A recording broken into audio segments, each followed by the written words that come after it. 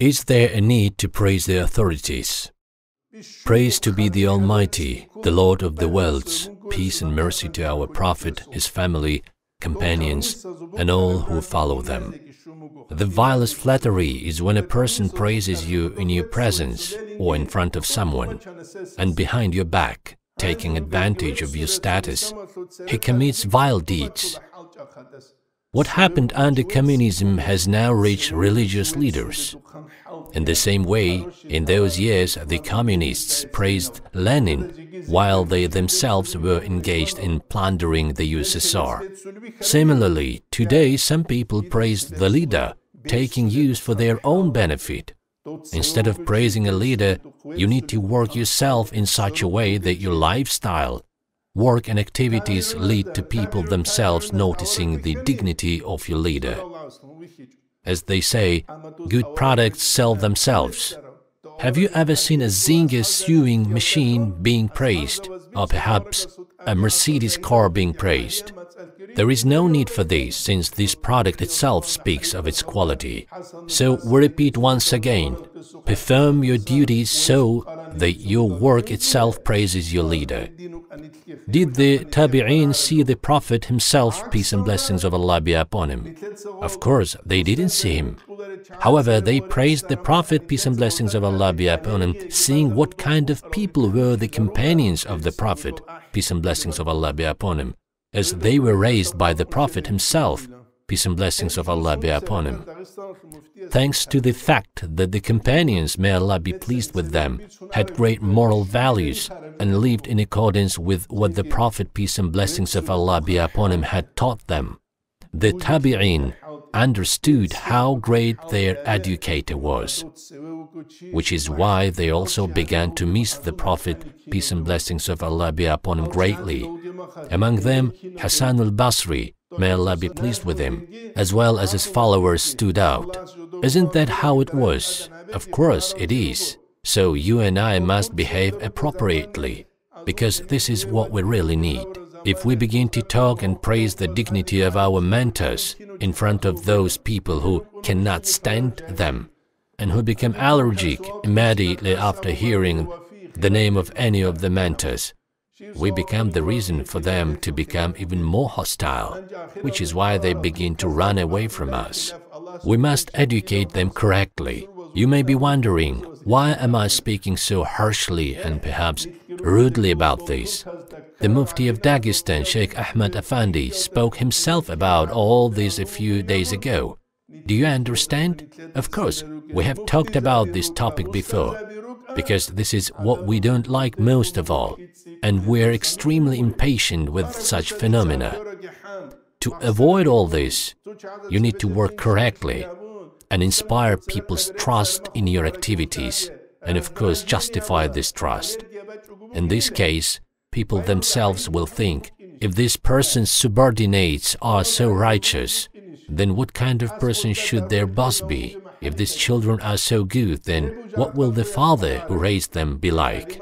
One day, Najmuddin and Abdul Latif, may Allah have mercy on them, and may He exalt their degree, who had already left this world, were in Turkey at one time, and the Turks, hearing that their father would soon arrive, began to say, if these children are so righteous and learned people, then what should their father be like? In fact, their father was not a scholar, but an ignorant man. When the Turks asked him a question, he answered, this is khilaf, difference of opinions in this. And he answered every question with these very words. When the Turks finally got tired of the same answers, they asked, is there a khilaf in the existence of Allah? To which he responded similarly, yes, there is, since Muslims say that He exists, and Kafirs, non-believers, they say He doesn't exist. Therefore, you and I must behave like these two learned sons of that father, so that just like the Turks, our people think about us.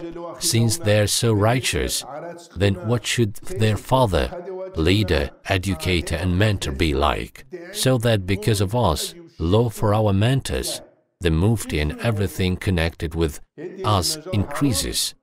Do you understand? For example, when I go all out and start pulling off various scams and then start playing the role of a religious man. Then when a person hears me praising the leaders of religious activities, he will only cause irritation, which will increase more and more every time in the hearts of people. After all, wouldn't these people be allergic to all of this? Are these people the only ones to blame for this? At a time when one gave them to drink the bitter medicine of his dishonor. This is what we need to understand today. Imam Shahrani writes, "A murid is not the one who praises his mentor. The true murid is the one whom the mentor himself praises." I hope you understand what this means. The spiritual mentor himself should praise his murid, and not vice versa. And of course, understanding all this, you and I should strive to be praised by our mentors. This is what we need to know and understand. When a person begins to be praised all the time, then of course a certain pride grows in his heart, i.e., he becomes proud. We notice that basically the children of rulers, bosses or authorities are disobedient, and the children of alims also become disobedient. The same applies to the children of spiritual mentors. Why is this happening? Because they grew up in circumstances where they are constantly praised, spoiled, and treated more gently.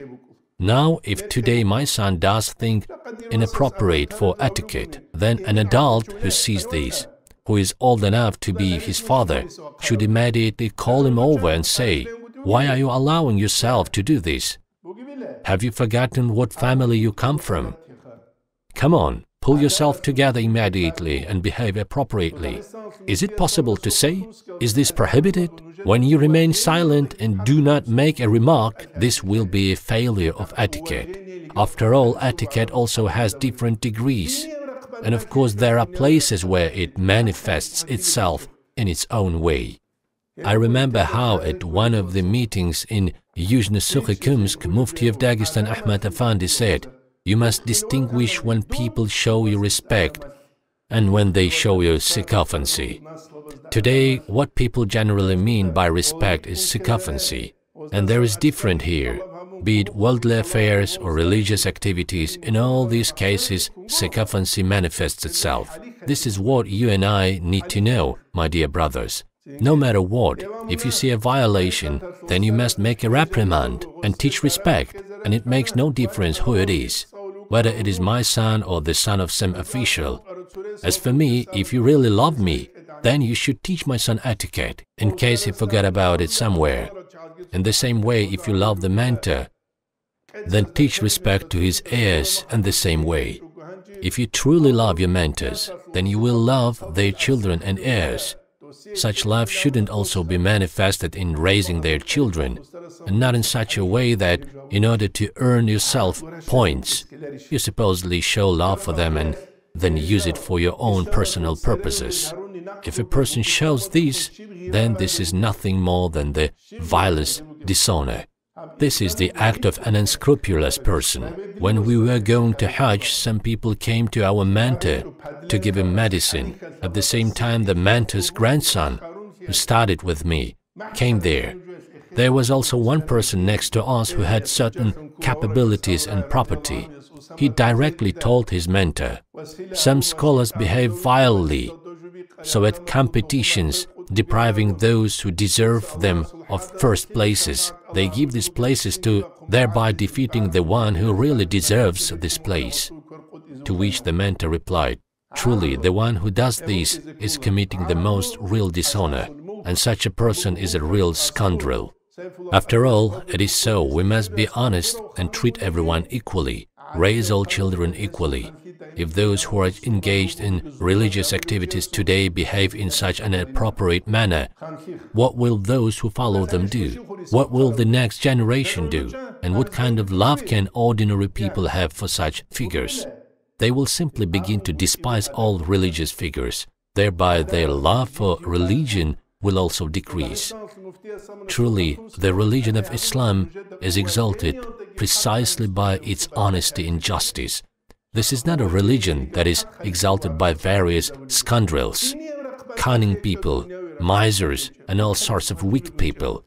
Proof of these are the words of the Prophet, peace and blessings of Allah be upon him himself, which he said to Uthman bin Zayd, may Allah be pleased with him, when he came with a request not to cut off the hand of a woman from the Banu Makhzum tribe who had been caught stealing. At this moment, the Prophet, peace and blessings of Allah be upon him, even blushed and replied reproachfully, are you really making a petition when it comes to one of the punishments established by Allah? And after that, he, peace and blessings of Allah be upon him, stood up, addressed the people with a sermon and said, truly those who lived before you were destroyed for the reason that when a noble one from among them committed theft, they didn't touch him. When it was committed by a weak person, they subjected him to the prescribed punishment. I swear by Allah, if Fatima, the daughter of Muhammad, had stolen, then I would definitely order to cut off her hand too. From these, we see that education and law should be the same for everyone. Saifullah Qadi Quddis Sirruhu writes, even if the ruler is a kafir unbeliever, but at the same time reasonable, then his rule is considered legal, while even if the ruler is a Muslim but an oppressor, then his rule will be considered illegal.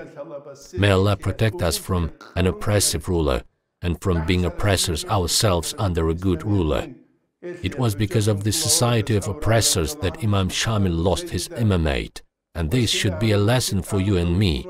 After all, the destruction of the imamate was caused by the fact that some naibs began to show dishonor using the cover of religion. In the same way, today there are the same scoundrels who, under the guise of religion, commit harmful deeds. So, those naibs also at one time began to take away people's property. Finding various explanations for this, began to sell people into slavery, where Shu'aib al-Baghini writes about this in the book Tabakat. And in such a situation, wouldn't the oppressed people begin to ask Allah in dua to give them deliverance from these people and punish them? This is how the imamate, which flourished under Imam Shamil, was destroyed, and after having received money from Georgia and various medals with positions from Tsar Nikolai, the naibs became oppressors, after which the Imam was forced to go to the Gunib mountains. It all got to the point that there were people left next to him who could be counted on one hand, and moreover, on the way to Gunib, his caravan was plundered several times. We must know this story and try not to fall into similar situations again. It has been said that a people who do not know their past cannot build a worthy future. As the Russians say, step on the same rake twice. What happens? Do you really have to step on the same rake several times, forgetting that the first time we injured our leg? We know that these rakes have already beaten the Umayyads, Abbasids, Ottomans, and this also happened during the time of Imam Shamil. So what now? Should the same rake hit us too? Is it really not enough that the rakes have already hit us on the forehead many times? If we do not realize this, then of course we will again get hit on the forehead with the same rake. May Allah grant us understanding, and may He protect us from all this. Ameen. Praise be to the Almighty, Lord of the worlds.